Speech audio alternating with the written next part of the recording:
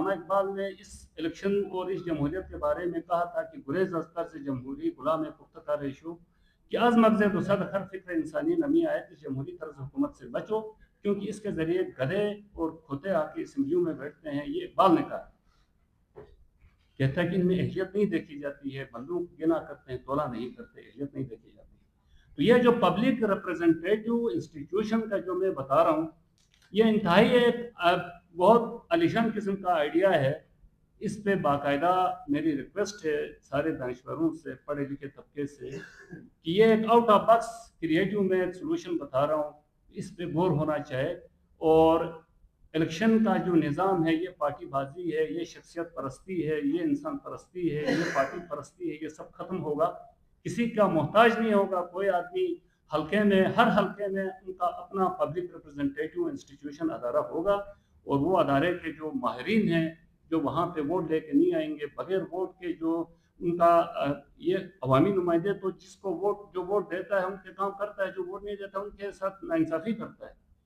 لیکن یہ جو ادارہ ہوگا یہ سب کے ساتھ انصاف کرے گا, اور اس کے پاس ڈیٹا ہر وقت اویلیبل ہوگا, موجود ہوگا, اور عوام کے لیے ہر وقت وہ ایکسیسیبل ہوگا, اور عوام وہاں آ کے اپنے مسائل نوٹ کروائیں گے. لہٰذا یہ جو ہے نا, دوسرا جو میرا آئیڈیا ہے, پہلا انسان سازی, کردار سازی, کریکٹر بلڈنگ, اور دوسرا ہے فنکشنل ڈیموکریسی, ریپرزنٹیٹیو ڈیموکریسی کو ختم کر کے, الیکشن کا نظام ختم کر کے وہاں پہ پارٹیسپیٹری ڈیموکریسی جس میں عوام خود بنفس نفیس اقتدار میں شریک ہو. اور اس کے بعد مسجد کو معاشرے کی اصلاح کا مرکز ہونا چاہیے. مسجد رسول پاک کے زمانے میں اللہ کے رسول نے اس مسجد سے لوگوں کے مسائل حل کیے تھے. لہٰذا مسجد میں بیٹھ کے دیوانی مقدمات حل ہو سکتے ہیں. مسجد کا جمعہ کا خطبہ پورے پاکستان کی مساجد سے ایک ہی تقریر ہو, کرپشن کے خلاف, ملاوٹ کے خلاف, ذخیرہ اندوزی کے خلاف, انسان پرستی, شخصیت پرستی کے خلاف. اور جس وقت یہ اخلاقی گراوٹ کے خلاف سال میں 52 جمعے آتے ہیں, ایک سال میں 52 ہفتے 52 جمعے آتے ہیں, اور 52 ٹاپکس اگر کور ہوں, تو یہی کرپشن کے خلاف اگر تقریر ہو پورے ملک میں, ایک ہی کرپشن کے خلاف تقریر ہو, ایک ہی تقریر ہو, اور وہی تقریر جتنے بھی آپ کے میڈیا ہاؤسز ہیں وہاں سے مطلب شام کو اس کے اوپر پروگرام ہونا چاہیے, کرپشن کے خلاف, ملاوٹ کے خلاف.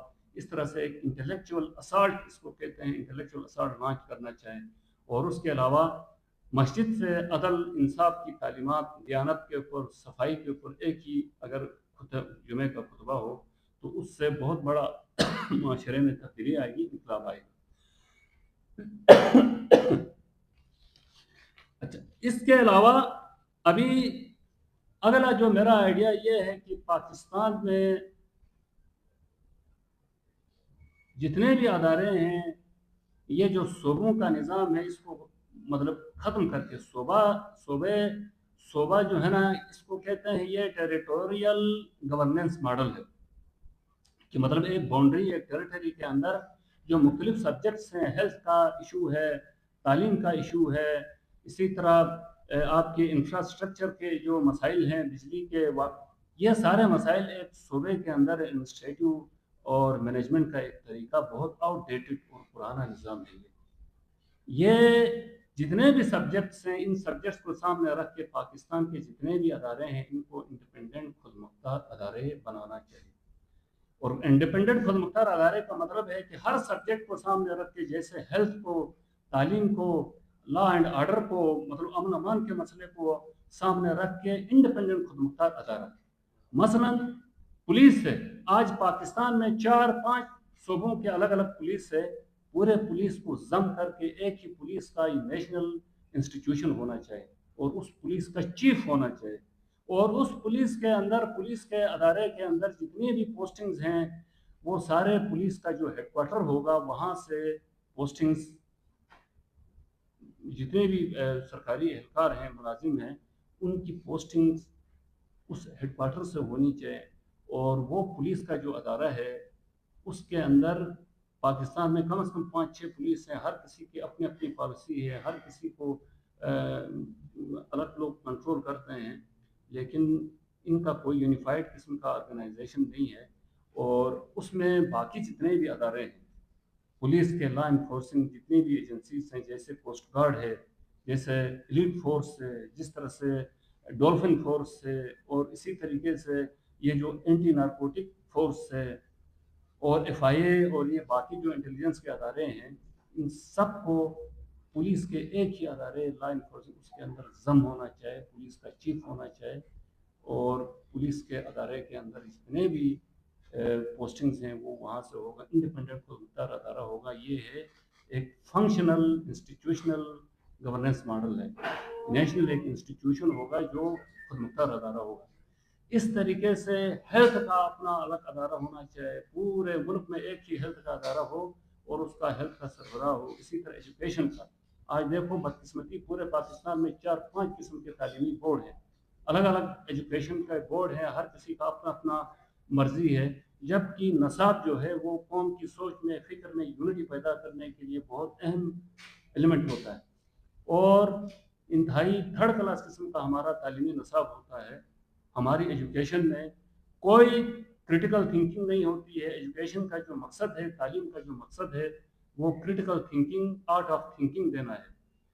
जब तक वो आप बच्चों में, कौम में सोचने की सलाहियत, आर्ट ऑफ थिंकिंग पैदा नहीं करेंगे, क्रिटिकल थिंकिंग पैदा नहीं करेंगे, रेशनल थिंकिंग पैदा नहीं करेंगे, लॉजिकल और स्ट्रेटजिक थिंकिंग पैदा नहीं करेंगे, उस वक्त तक तब्दीली नहीं आएगी। हमारा सारा तालीमी निज़ाम रटे का निज़ाम है और मेमोराइज करते हैं, ज़ुबानी याद करते हैं और एग्ज़ाम में रिप्रोड्यूस करते हैं। इसका कोई फ़ायदा नहीं है, इसके ज़रिए तोते तैयार। इसके अलावा देखें पूरे मुल्क में ये जो अदारे हैं, मैंने कहा कि अदारे खुद मुख्तार, इंडिपेंडेंट खुद मुख्तार अदारे होने चाहिए। और उसके अलावा मॉनिटरिंग एंड एवेल्युएशन का इंस्टीट्यूशन होना चाहिए, अलग अदारा होना चाहिए। नेशनल लेवल सरकारी एहलकारों की, अगर आपने अदारों के अंदर एहलकार, आप चाहते हैं कि सरकारी एहलकार काम करें और रिश्वत न खाएं, तो ये पक्की नौकरी का तस्वर ख़त्म करना पड़ेगा। पक्की नौकरी की वजह से लोग काम नहीं करते हैं, घरों में बैठ कर तनख्वाहें लेते हैं और करप्शन करते हैं। उनको परवाह नहीं होती है, क्योंकि उनको नौकरी से कोई भी नहीं निकाल सकता है। आज तक कभी सुना है कि पुअर परफॉर्मेंस की वजह से किसी को सरकारी नौकरी से निकाला गया? आज तक कभी किसी ने नहीं निकाला। उसकी वजह यह है कि ये इंतहाई कॉम्प्लिकेटेड किस्म का सिस्टम है, जिसमें एक पुअर परफॉर्मेंस और काम नहीं करने वाले को सरकारी नौकरी से निकालते ही नहीं, या तो उसको पोस्टिंग करते हैं किसी और अदारे, किसी और ज़िले में भेज देते हैं, जैसा कि वो किसी और मुल्क का ज़िला है, वो किसी पाकिस्तान का की डिस्ट्रिक्ट है। तो आप उसको जब तक पक्की नौकरी का तस्वर ख़त्म करना पड़ेगा। और जिस तरह से प्राइवेट अदारों में होता है हायर एंड फायर, जो इसमें परफॉर्मेंस नहीं है, जिसमें अहलियत नहीं है, उसको जब तक आप नौकरी से नहीं निकालेंगे, या उसको जब तक ये अपनी नौकरी जाने का डर और खौफ नहीं, वो काम नहीं करेगा।